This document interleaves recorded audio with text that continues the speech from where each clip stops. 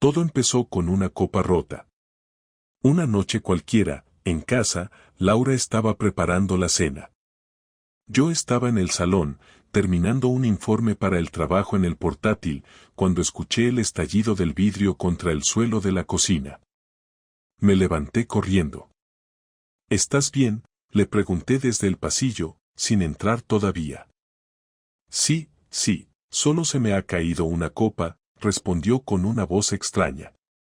No de dolor. De susto. Pero no por el cristal. Por mí. Lo noté al instante. Cuando asomé la cabeza, ella ya estaba agachada, recogiendo los pedazos. Tenía las manos temblando. No me miraba. Y ahí pasó algo raro. No era el tipo de temblor por el sobresalto de un ruido. Era como si se le hubiera soltado el alma del susto. Como si esperara que yo hubiera visto algo que no debía. No dije nada. La ayudé en silencio a recoger los trozos, y me di cuenta de que en la encimera había otra copa servida. No una, dos. 2 copas de vino. No estábamos celebrando nada. No teníamos invitados. Solo estábamos nosotros dos en casa. O eso creía yo. ¿Esperas a alguien?, le pregunté, medio en broma, mientras dejaba los trozos en el cubo. Se quedó callada un segundo. Ese segundo lo recuerdo perfectamente. Fue largo, incómodo, como si dentro de su cabeza estuviera decidiendo si mentirme o decirme algo que lo cambiara todo. Pero eligió lo fácil. No, simplemente, tenía ganas de tomar otra. Me puse 2 por costumbre. Mentira. Laura nunca bebía más de una copa sola. Nunca. No es que fuera una regla sagrada, pero la conocía demasiado bien. Ella medía todo, incluso lo que bebía entre semana. 2 copas era algo que hacía solo cuando venía alguien, o cuando estaba con alguien. Pero no dije nada. Solo asentí y me volví al salón. 20 minutos después, alguien llamó al telefonillo. Ella se levantó como un resorte, mucho más rápido de lo que lo haría normalmente. Corrió, literalmente corrió a la puerta, como si su vida dependiera de ello. Me levanté por instinto, y justo cuando llegué al pasillo, vi cómo pulsaba el botón y decía: sí, sube. No era el tono que usaba con la familia. Ni con un repartidor. Era casi, nervioso. Agudo. Como si tratara de sonar tranquila, pero estuviera al borde del colapso. Me miró al girarse, sorprendida de verme allí. ¿Quién es?, pregunté. Una amiga del trabajo, que tenía que devolverme unas llaves. Nada, se va enseguida. Y ahí fue cuando lo supe. No la infidelidad. No tenía ni idea de con quién ni qué. Pero supe que me estaba mintiendo. Y lo peor fue que ni siquiera intentó ocultarlo bien. Como si ya no le importara. Como si esa mentira fuera una rutina. La puerta del portal sonó abajo, y empecé a caminar hacia la puerta de entrada del piso. Laura, en un acto casi desesperado, se puso delante de mí. Sergio, no te rayes, de verdad. Es un momento. Solo viene a darme una cosa. La miré en silencio. Fue entonces cuando comprendí que si abría esa puerta y veía quién estaba al otro lado, iba a romperse algo que ya no se podría arreglar. Pero no por celos. No por orgullo. Sino porque ella, mi mujer, la que había sido mi compañera durante 8 años, ya no era la misma persona que yo conocí. Me giré. Me fui al dormitorio. Cerré la puerta. No de golpe. Solo la cerré. Me senté en el borde de la cama y esperé. No escuché voces. Solo pasos. Alguien entró. No escuché hola. Ni risas. Todo era susurros. Silencio controlado. Como si no quisieran que yo me enterara. Pero el silencio lo decía todo. 10 minutos después, la puerta volvió a abrirse y cerrarse. Pasos de salida. Nada más. Laura entró en el dormitorio sin decir nada. Se sentó en el otro extremo de la cama. Me miró. No intentó explicarse. No dijo no es lo que parece. Solo me miró como quien acepta que ya está todo roto. ¿Quieres que te diga la verdad? Me preguntó al fin. No respondí. Solo la miré. Porque si no quieres saberlo, podemos seguir como estamos. Pero si me dices que quieres la verdad, no va a haber vuelta atrás. Y ahí, en ese momento exacto, supe que esa copa rota no era un accidente. Era una advertencia. Una grieta. Y lo que vino después fue el derrumbe completo. No le contesté en ese momento. Me limité a mirarla con esa mezcla de rabia y resignación que se te queda cuando te das cuenta de que algo está a punto de caerse pero no sabes desde cuándo lleva tambaleándose. Se levantó al ver que no respondía y se fue a la cocina. La escuché abrir el grifo, no dijo nada más. Yo me quedé sentado en la cama, sin moverme, con los codos apoyados en las rodillas, mirando el suelo. No me salía ni pensar, y eso que siempre he sido de los que necesita entenderlo todo, analizarlo, buscar el fallo. Esa noche no quería entender nada.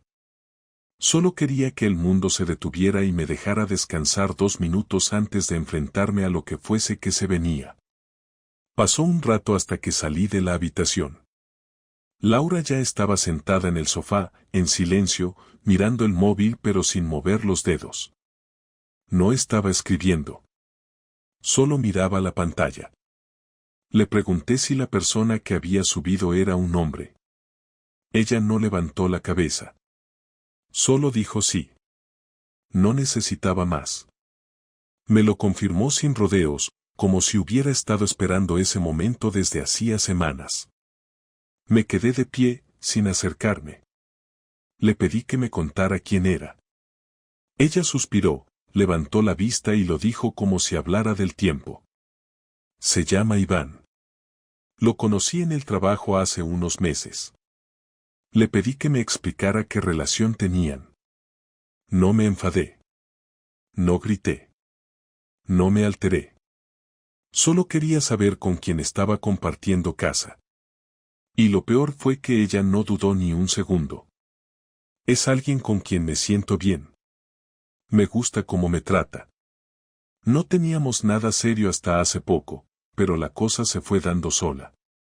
Cada palabra me sonaba como si me hablara en otro idioma. No por lo que decía, sino por la facilidad con la que lo decía. Como si hablara de algo normal, cotidiano, como si se estuviera confesando por una compra impulsiva y no por haber empezado una relación paralela a la nuestra. No pude evitar interrumpirla. ¿Y eso cuándo empezó? Se quedó callada, como si calculara la fecha exacta. Entonces lo soltó. Hace casi 4 meses. Me dio como un vuelco el cuerpo. 4 meses. 4 meses comiendo juntos, durmiendo en la misma cama, hablando de cosas sin importancia mientras ella ya tenía a otro en su cabeza. Y no solo eso, lo tenía en su vida, en su tiempo, en sus ganas. Le pregunté si se habían acostado. Me miró y no dijo nada, pero la respuesta fue evidente. No hacía falta que lo confirmara. Le pregunté si él había estado en casa antes. Dijo que no, que esa era la primera vez. No le creí. Le pregunté si pensaba seguir viéndolo. Dijo que no lo sabía, que todo dependía de cómo saliera esta conversación. Fue entonces cuando me di cuenta de que en su cabeza no era yo quien estaba decidiendo si se quedaba o se iba. Ella ya había tomado la decisión. Solo estaba midiendo cómo se desarrollaba todo para saber qué camino era el menos incómodo. Le pedí que me dijera por qué lo había hecho. ¿Por qué había decidido traicionarme en lugar de hablar? Ella no se defendió. No me echó la culpa. Solo dijo lo siguiente. No me sentía viva contigo. Me levantaba cada día y sentía que vivíamos como compañeros de piso, no como pareja. Tú eres bueno, eres decente, pero yo necesitaba algo que me hiciera sentir diferente. Y con él, me sentía así. No hay forma de describir lo que eso provoca. Que te digan que no te odian, que no hiciste nada malo, pero que simplemente dejaron de querer lo que compartían contigo. No hubo gritos. No hubo escenas. Pero hubo una especie de desconexión total entre los dos. Como si de repente hubiéramos dejado de hablar el mismo idioma. Después de eso no hablé más. Me fui a la habitación, cerré la puerta, no dormí. Al día siguiente me desperté antes que ella. O quizá no dormía tampoco. Cuando pasé por el salón, ella seguía en el sofá, con la misma ropa. El móvil en la mano, la cara perdida. Me preparé un café. Lo tomé de pie, mirando por la ventana de la cocina. Pensaba en cómo sería ese primer día sabiendo lo que ahora sabía. Pensaba en si podía mirar a Laura a la cara sin imaginarla con él. Pensaba si quería siquiera seguir en esa casa. Ese mismo día decidí hablar con mi jefe para pedir días libres. Dije que tenía asuntos personales. Me dio 3 días sin preguntar. No me fui de casa. No todavía. Pero me aislé completamente de ella. No hablábamos más que para cuestiones básicas. Si necesitaba algo del armario, me esperaba a que ella no estuviera. No comíamos juntos.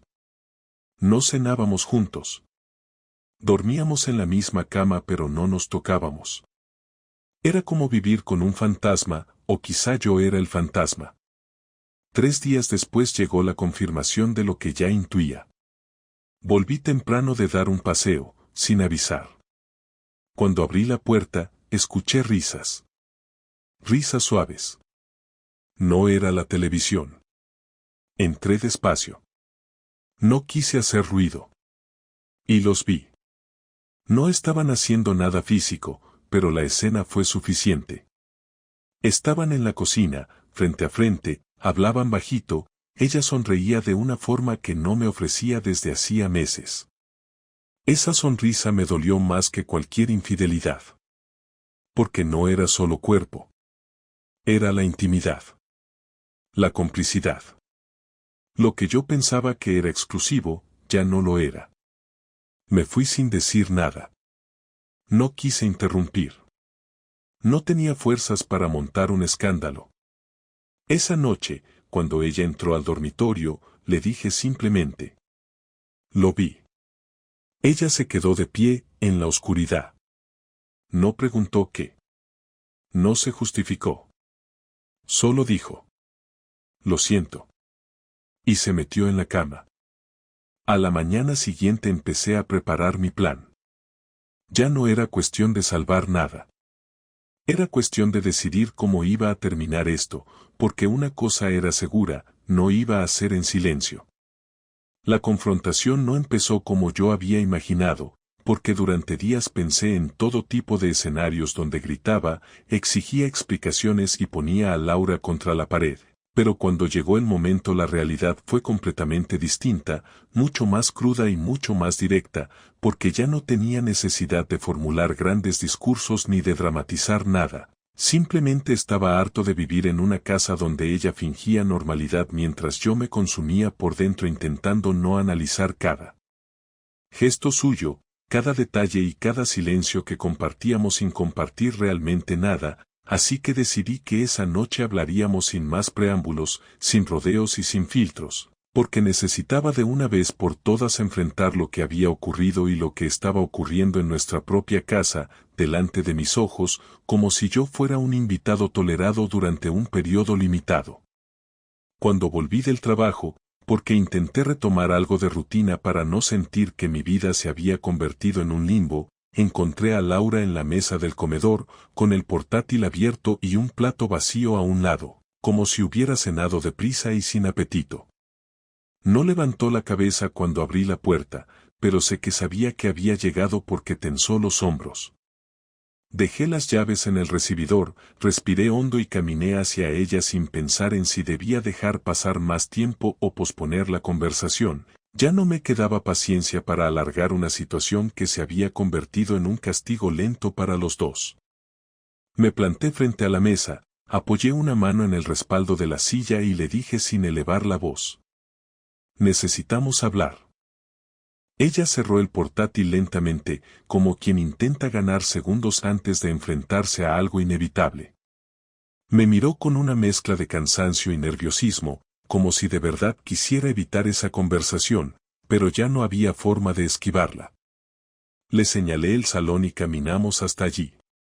Me senté en un extremo del sofá y ella se quedó de pie unos segundos antes de sentarse en el otro extremo, manteniendo una distancia tan exagerada que casi daba risa si no doliera tanto.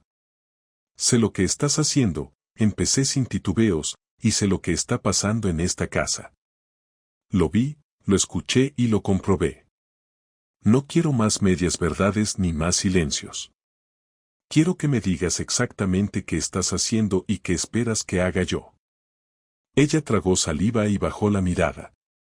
No intentó negarlo en ningún momento, lo cual me sorprendió porque durante muchos años fue experta en justificar hasta lo más trivial, pero esta vez no abrió la boca hasta pasados varios segundos en los que parecía que estaba ordenando sus pensamientos. No sé qué quieres que diga, contestó finalmente, ya te dije que lo siento y no sé qué más puedo añadir.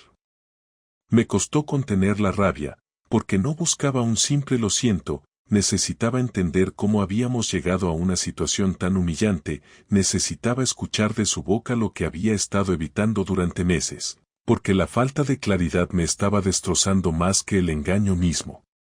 Me incliné hacia adelante, apoyando los antebrazos en las piernas, intentando no perder la calma. Pues empieza por explicarme por qué él estuvo aquí cuando yo no estaba, y por qué actuaste como si yo fuera un estorbo cuando llegó. Quiero entender si llevas meses organizando encuentros en mi propia casa o si esta situación se te ha ido de las manos. No estoy pidiendo perdón ni pidiendo volver atrás, simplemente quiero saber la verdad. Ella se pasó las manos por la cara y suspiró profundamente. No lloró, no se rompió, no mostró arrepentimiento, solo cansancio. No es fácil explicarlo, dijo, porque no es una historia simple. Empezó como algo pequeño, como algo que pensé que podía controlar. Al principio hablábamos en el trabajo, luego quedábamos para tomar algo después de la jornada, y empecé a sentir algo que hacía años que no sentía. Me daba miedo decírtelo porque no quería herirte, pero tampoco quería parar, porque me hacía sentir que algo en mí seguía vivo. Ese comentario me quemó por dentro, porque implicaba que conmigo se había apagado todo, como si yo fuera el responsable de que hubiera buscado algo fuera. Aún así, no la interrumpí, porque quería que soltara absolutamente todo, incluso aquello que sabía que me iba a doler. ¿Y traerlo aquí? Pregunté finalmente, ¿cómo justificas eso? Se pasó la lengua por los labios, evitó mi mirada, y tras unos segundos contestó. No iba a ser así. Él solo vino para devolverme unas cosas que se dejó en el coche. No era una cita, no era una visita planeada, pero cuando me comentó que estaba cerca pensé que sería rápido. No esperaba que tú volvieras tan pronto. Me quedé mirándola, porque esa explicación no tenía ni pies ni cabeza, y lo sabía. No insistí, porque lo que buscaba no era una historia creíble, sino ver hasta dónde llegaba su descaro. Y llegó bastante lejos. ¿Te imaginas lo que es entrar en tu casa y ver a tu mujer sonriendo de una manera que no me dedica a mí desde hace meses? ¿Te imaginas lo que es saber que el tipo que te quita el sueño estuvo sentado en esta misma mesa mientras yo hacía el idiota intentando salvar lo que ya estaba perdido?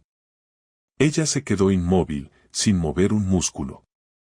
No pidió perdón. No trató de consolarme. No intentó acercarse. Solo escuchó, como si aceptara que eso era el precio de sus decisiones o como si estuviera esperando a que yo terminara para decir lo que verdaderamente quería decir. Y lo dijo. No sé si quiero seguir contigo, soltó de golpe, porque lo que yo sentía cuando empecé con él era algo que llevaba años sin experimentar. No sé si puedo volver atrás y fingir que podemos reconstruir lo que tenemos cuando sé que tú tampoco estás bien y que lo único que te mantiene aquí es el orgullo de no querer dejar una casa que crees que todavía te pertenece.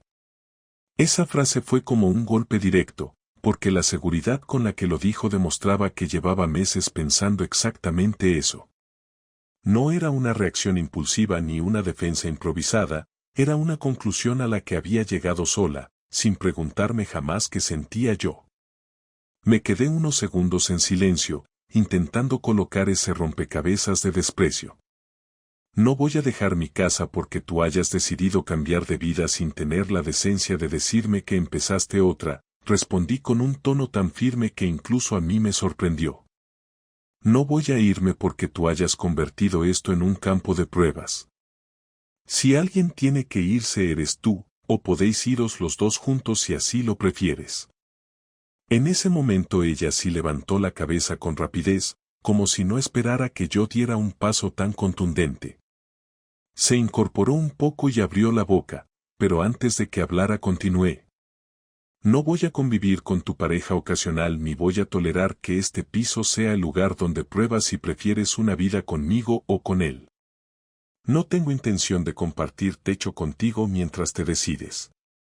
No merezco esta situación, aunque tú creas que sí. Ella se llevó una mano al pecho, no por dramatismo, sino como si por primera vez entendiera la dimensión real de todo. Me miró sin parpadear durante varios segundos y finalmente reaccionó.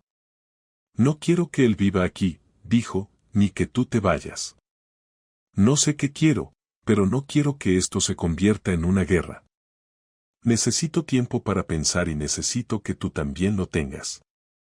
Me eché hacia atrás en el sofá, pasándome una mano por la cara porque estaba agotado, pero no cedí. Tiempo has tenido 4 meses, respondí, y durante esos 4 meses yo fui el único que no sabía lo que estaba ocurriendo. Así que ahora no vengas a pedirme paciencia cuando lo único que has tenido es libertad para hacer lo que te ha dado la gana mientras yo vivía en una mentira. Ella bajó la mirada y no dijo nada más. Yo me levanté, me puse la chaqueta y salí de casa sin rumbo fijo, con la mente saturada pero con una idea clara, ya no se trataba solo de la traición, sino de recuperar algo de dignidad en medio de ese caos, y lo que viniera después dependería únicamente de mí, no de sus dudas ni de su incapacidad para tomar decisiones honestas. Durante los días que siguieron no volví a hablar con ella más allá de lo estrictamente necesario, y lo estrictamente necesario se convirtió en apenas 2 o 3 frases sin importancia al día, algo como ¿has visto las llaves? O he dejado la comida en la nevera, nada que implicara contacto emocional ni mucho menos una conversación real, y en ese silencio encontré algo que no esperaba, claridad. Una claridad que no había tenido en semanas porque hasta ese momento estaba atrapado entre la rabia, la decepción y el miedo a perder lo poco que creía que quedaba entre nosotros, pero ahora ya no tenía miedo, ahora sentía una urgencia distinta, una necesidad de hacer algo que me devolviera el control, que rompiera esa sensación de estar encerrado en una casa que ya no era mía aunque siguiera durmiendo allí todas las noches. La venganza no fue algo que planeara con frialdad desde el primer momento, no tengo ese tipo de mente calculadora, pero cuando empecé a ver con claridad lo que había estado pasando, no solo en términos de la infidelidad sino en la forma en que Laura había manejado todo, su frialdad, su falta de culpa, su manera de tratarme como una molestia con la que tenía que convivir mientras decidía qué quería hacer con su vida, entendí que no podía salir de todo eso como si no hubiera pasado nada. No podía limitarme a marcharme o a pedirle que se fuera, porque ella ya había cruzado la línea, y si lo único que conseguía era darle la libertad sin consecuencias, entonces la historia terminaba con ella como víctima de su propia confusión y yo como el imbécil que lo aceptó todo con resignación. Lo primero que hice fue hablar con el administrador del edificio, un tipo mayor que conocía desde hacía años y con quien siempre había tenido buena relación, Le pedí acceso a las grabaciones de seguridad del portal bajo la excusa de que me habían robado algo en la entrada del garaje. Él no puso ningún problema y me permitió revisar los vídeos de los últimos días. Ahí confirmé que Iván había estado en la finca más veces de las que Laura había admitido, incluso aparecía entrando en horario laboral cuando yo supuestamente estaba fuera por trabajo. Una de esas veces fue 2 semanas antes de la noche de la copa rota, lo que desmontaba completamente su historia de que esa había sido su primera visita. Con esos vídeos ya tenía algo sólido, pero no era suficiente. Luego me puse a revisar el ordenador viejo que compartíamos y que estaba olvidado en la habitación que usábamos como despacho. Laura tenía su portátil personal, pero ese ordenador aún tenía sesiones abiertas con su correo antiguo, un correo que ya no usaba para nada serio pero que seguía vinculado a algunas cuentas que había olvidado cerrar. Fue ahí donde encontré varias confirmaciones de reservas de hotel, compras compartidas en tiendas online y conversaciones antiguas de chats donde claramente hablaba con él. Incluso encontré un archivo de notas que parecía un borrador de mensaje que nunca me había enviado. En ese mensaje hablaba de dejar la casa, de empezar de cero con Iván, de cómo había sido difícil tomar la decisión pero que sentía que su vida tenía que cambiar. No me importó el contenido emocional, lo que me interesaba era el hecho de que ya había estado planeando su salida y que, por algún motivo, aún no se había atrevido a ejecutarla. Eso me daba una ventaja. La siguiente parte fue más difícil. Me costó mucho decidir si involucrar a alguien más, pero finalmente hablé con su hermano, un tío con el que nunca tuve una relación especialmente cercana, pero que siempre había tenido un respeto hacia mí. Lo cité para tomar un café en un bar cerca de su trabajo y le conté todo, sin dramatismos, sin exageraciones, solo los hechos. Le dije que Laura llevaba meses engañándome, que había traído a otro hombre a la casa, que me lo había ocultado mientras yo seguía pagando todo lo que había que pagar y que ahora se debatía entre quedarse conmigo por comodidad o seguir adelante con una relación que ya llevaba meses en marcha. No le pedí que tomara partido, ni siquiera le pedí que interviniera, solo quería que alguien más de su familia supiera quién era realmente Laura ahora, y él se quedó callado un buen rato antes de decirme que lo sentía, que no lo esperaba de ella, y que si necesitaba algo le avisara.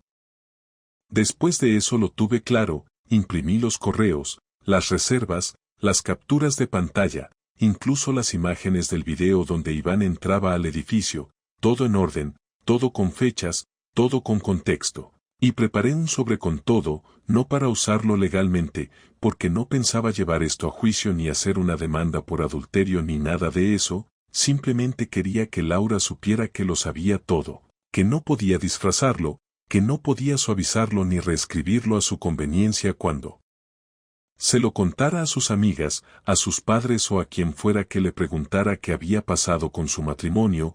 Quería que se enfrentara a la realidad como era, sin maquillaje, sin versiones edulcoradas. Una semana después, un viernes por la noche, entré a casa sabiendo que ella estaba sola. Le pedí que se sentara conmigo en la mesa del comedor y sin rodeos le puse el sobre delante. No dijo nada al principio, solo lo miró como si no supiera qué era. Luego lo abrió y empezó a revisar los documentos uno a uno, sin interrumpirme ni preguntarme nada. Sus manos temblaban ligeramente y cuando llegó a la parte de las imágenes del video, lo cerró todo y me miró fijamente. ¿Qué quieres hacer con esto? Le respondí sin levantar la voz, sin hacer aspavientos. No quiero nada de ti. Solo quiero que entiendas que no soy idiota. No me vas a convertir en el villano de esta historia. No voy a permitir que cuentes que esto fue una separación amistosa ni que las cosas simplemente se rompieron con el tiempo. Si alguien te pregunta por qué me fui, le vas a decir la verdad. No voy a discutir. No voy a negociar. No me voy a ir hoy, pero voy a irme. Y cuando lo haga, vas a tener claro por qué. Ella me pidió que esperara, que habláramos, que todo había sido confuso y que quizá no había tomado las decisiones correctas, pero ya era tarde para eso. Ya no me interesaba su explicación ni su versión emocional de los hechos. Yo ya no estaba ahí para salvar nada, solo quería irme con la tranquilidad de que no me había quedado de brazos cruzados mientras me faltaban al respeto una y otra vez. Me fui ese domingo por la tarde, con una mochila y mi portátil, el resto lo organizaría después. Primero necesitaba aire, distancia, silencio, no dije adiós, no dejé nota, no hice escenas, solo desaparecí, y cuando al día siguiente su hermano le preguntó si necesitaba ayuda, supo que yo había hablado, supo que no podía esconder lo que había hecho, y en ese momento, aunque no lo dijo, entendió que el control lo había perdido por completo, que su historia ya no era solo suya, y que a partir de ahora, cada decisión tendría un peso real. Durante los primeros días fuera de casa me quedé en el piso de un amigo que viaja por trabajo y me dejó las llaves con la condición de que no rompiera nada y no hiciera fiestas. Me pasaba las tardes en silencio, sin televisión, sin música, sin intentar distraerme con nada, solo pensando, solo procesando, porque aunque por fuera pareciera que tenía todo bajo control, por dentro estaba completamente agotado. No solo por la traición sino por la acumulación de dudas, por haber compartido tanto tiempo con alguien que llegó a conocer cada parte de mí para luego desecharlo sin siquiera hacer el intento de arreglar las cosas antes de traicionarme, y en ese silencio entendí que no tenía sentido cargar con preguntas que ya no necesitaban respuesta, no importaba si ella me quiso alguna vez o si de verdad creyó que era solo una fase. Lo único que importaba ahora era cómo terminaba esta historia y si era capaz de cerrarla de forma que no dejara partes abiertas para siempre.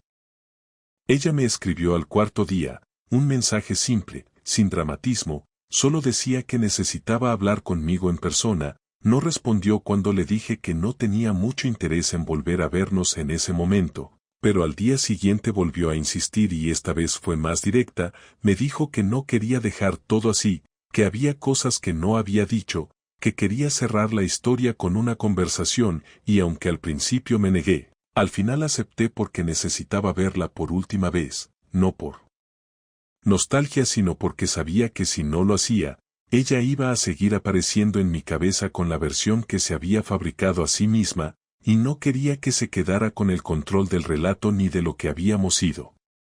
Nos vimos en una cafetería en Ruzafa, un sitio que conocíamos desde hacía años, donde solíamos ir los domingos por la tarde. Ella llegó primero, estaba sentada en una mesa cerca del ventanal, tenía cara de no haber dormido bien, llevaba el pelo recogido de cualquier manera y no intentó disimular que estaba nerviosa. Yo entré, saludé con un gesto y me senté frente a ella sin besarla ni tocarla. No necesitaba mostrar nada más, ella lo entendió y empezó a hablar casi de inmediato. No quiero que pienses que no me importaste, dijo sin mirarme directamente, sé que todo lo que hice fue una mierda, no tengo otra palabra, pero no lo hice porque quisiera destruirte ni porque ya no sintiera nada, simplemente no supe manejar lo que me estaba pasando y no tuve el valor de afrontarlo antes de que todo se fuera de las manos. Yo la dejé hablar sin interrumpir, porque no estaba allí para discutir ni para que ella buscara perdón. Estaba allí para escuchar lo que tuviera que decir y luego decir lo que yo necesitaba sacar de una vez por todas. Ella siguió hablando, explicó cómo todo había empezado, cómo se había sentido vacía durante meses, cómo creyó que ese vacío era culpa mía porque yo había cambiado, porque ya no hablábamos como antes, porque ya no la miraba con las mismas ganas, pero luego admitió que todo eso eran excusas, que el problema había empezado antes y que, en vez de afrontarlo, buscó algo externo para llenarlo. No fue algo planeado, añadió, ni fue una decisión fría, simplemente pasó y me dejé llevar, y cuando quise darme cuenta, ya estaba atrapada en una doble vida que no sabía cómo detener. Esperé unos segundos antes de responder, miré a mi alrededor como si necesitara confirmar que nadie más estaba escuchando, y luego le dije exactamente lo que pensaba.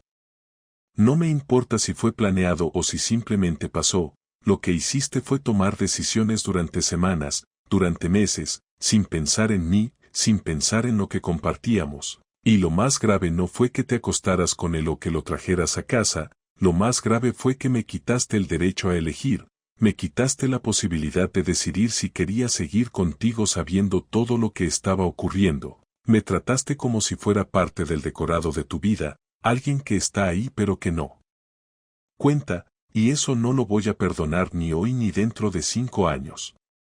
Ella no dijo nada, bajó la cabeza y se quedó en silencio durante unos segundos, luego intentó decir algo más, pero yo ya no quería escuchar explicaciones ni arrepentimientos, así que continué. No estoy aquí para cerrar nada contigo desde la nostalgia ni desde el cariño, estoy aquí porque quiero dejar todo claro y asegurarme de que no vas a volver a aparecer en mi vida con excusas ni con mensajes fuera de lugar. Si querías una vida nueva, ya la tienes, y yo no pienso ser parte del decorado de tus remordimientos. Ella levantó la cabeza, parecía a punto de responder algo, pero se contuvo, se acomodó en la silla y luego soltó una frase que no esperaba. No sé si quiero seguir con él, dijo, no sé si todo esto fue una huida y ahora estoy atrapada en algo que tampoco me llena, pero eso no cambia lo que pasó, solo quería que lo supieras. No le respondí de inmediato, porque me pareció irrelevante, no me afectaba su situación sentimental ahora que ya había destruido lo nuestro, así que simplemente le dije lo que necesitaba decir antes de levantarme y marcharme. No me interesa con quién estés ni lo que sientas ahora, lo único que quiero es que no me busques más, no quiero verte, no quiero saber de ti, no quiero que me escribas para contarme cómo te sientes ni para saber si estoy bien, ya no somos nada, y no porque yo lo haya decidido, sino porque tú lo destruiste sin darme la opción de pelear por ello. Me levanté, dejé el dinero del café sobre la mesa y me fui sin mirar atrás, sin esperar que ella dijera nada más. Sin importarme si se quedaba allí llorando o simplemente volvía a casa a contarle a alguien lo valiente que había sido por enfrentarme, porque en ese momento todo eso ya no tenía valor. Lo único importante era que por fin había terminado de cargar con la responsabilidad emocional de algo que no había provocado, y a partir de ahí podía empezar de cero sin la sombra de una historia mal cerrada. Cuando salí del bar, respiré como si llevara semanas sin hacerlo, caminé sin rumbo durante 1 hora y luego volví al piso de mi amigo, sabiendo que en pocos días buscaría algo solo para mí, un lugar sin recuerdos, sin fotos enmarcadas, sin muebles comprados en pareja, un sitio donde no tuviera que fingir que todo estaba bien mientras convivía con el eco de una traición mal digerida. Esa noche dormí como no dormía desde hacía meses, no porque estuviera en paz, pero sí porque por fin había soltado el peso que no me correspondía cargar.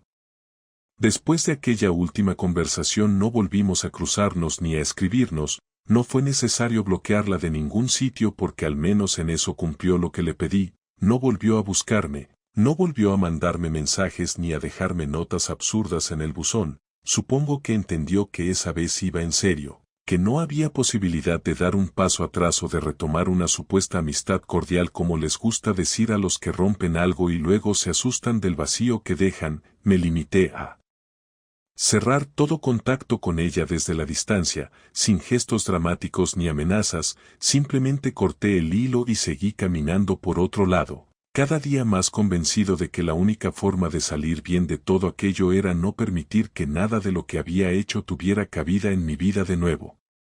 Durante los primeros meses me costó acostumbrarme a estar solo, no por necesidad emocional, sino por todo lo que implicaba la rutina sin compañía. Porque una cosa es vivir soltero y otra muy distinta es dejar de convivir con alguien después de tantos años de compartir absolutamente todo, desde lo más grande hasta lo más absurdo. Pero a pesar de esa incomodidad inicial nunca sentí el deseo de volver atrás, no hubo días en los que pensara en llamar, en preguntar cómo estaba o en revisar sus redes sociales para ver con quién estaba o qué hacía, no porque fuera un superhombre inmune a la nostalgia, sino porque una vez que entiendes que una persona te mintió con naturalidad durante meses, cualquier gesto posterior pierde todo valor, se vuelve ruido, se vuelve algo que no necesitas ni te aporta, y yo ya había tenido suficiente ruido.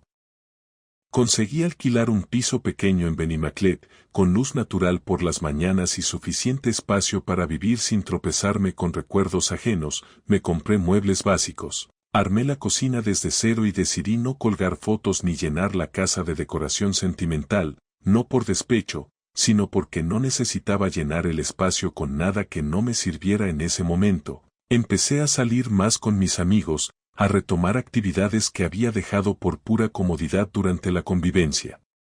Volví a hacer ejercicio con regularidad y, sobre todo, volví a tomar decisiones solo, sin tener que negociar cada cosa, sin sentir que caminaba sobre cristales cada vez que algo no encajaba con lo que ella esperaba de mí. Esa libertad no era romántica ni emocionante, pero era real, era práctica, y me devolvía poco a poco una sensación de control que había perdido sin darme cuenta.